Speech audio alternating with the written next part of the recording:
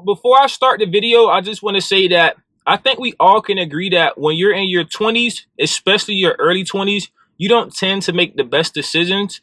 The good thing about life is that as you grow older, your decision making tends to get better as well in life. That's how life goes pretty much. And with this driver, I do have some sort of empathy, being that I'm still in my 20s and I feel like I'm still growing and learning and getting better every day. So I don't want to have people in the comments like, hey, you're taking the driver's side. He was in the wrong. You're taking this guy's side. He was wrong. I'm not saying what the driver did in this video was right. He definitely could have made some better decisions, but I am saying that he is 23, a young guy. And, you know, like I said, when you're young, you don't tend to make the best decisions, but you get better as you grow. So let's get into the video. It's the video so shocking, even law enforcement walk away in horror of what is happening.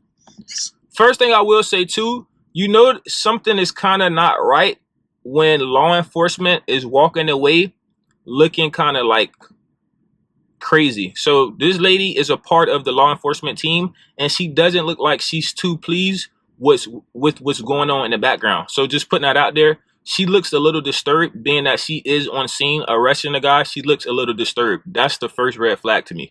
Let's keep watching the video. Law enforcement walk away in horror of what is happening. This is Jadarius Rose getting attacked by a police canine after the police handler was told repeatedly not to release the canine dog. It began when the Ohio State Highway Patrol tried to pull over a semi for vehicle violations. Rose kept driving as officers followed with lights and sirens. Again, so I think that was probably his first decision. If the police or state troopers get behind you, you should definitely stop when you see the lights or the state troopers. So the fact that the guy kept driving, I think that was definitely his first mistake. So, you know, that was a mistake on his part. Yeah, let's keep going. This is the young truck driver calling 911 for help.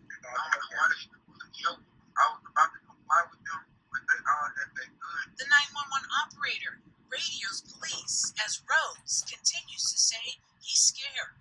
I have the guy in the semi on 911. He's complaining that you guys had a gun pulled out on him. He continues to drive and speak to the operator. I don't know why they're trying to kill me.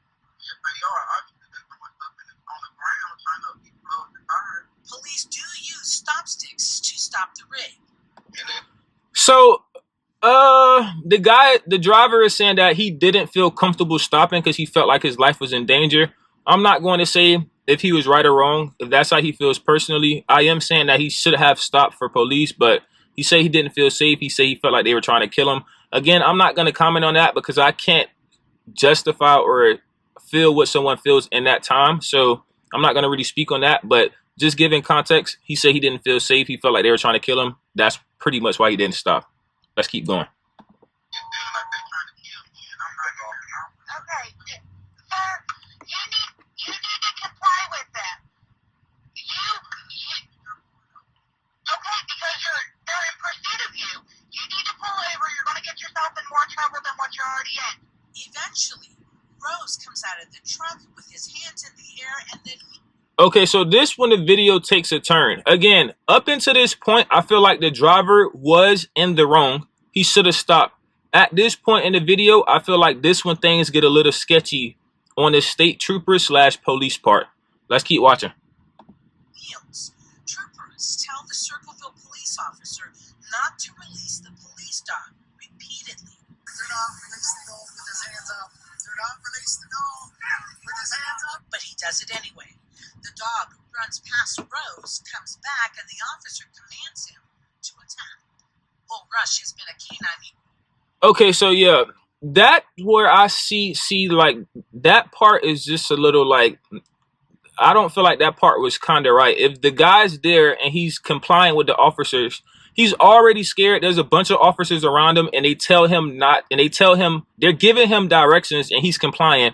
And for some reason, the officer still chose to let the K9 loose.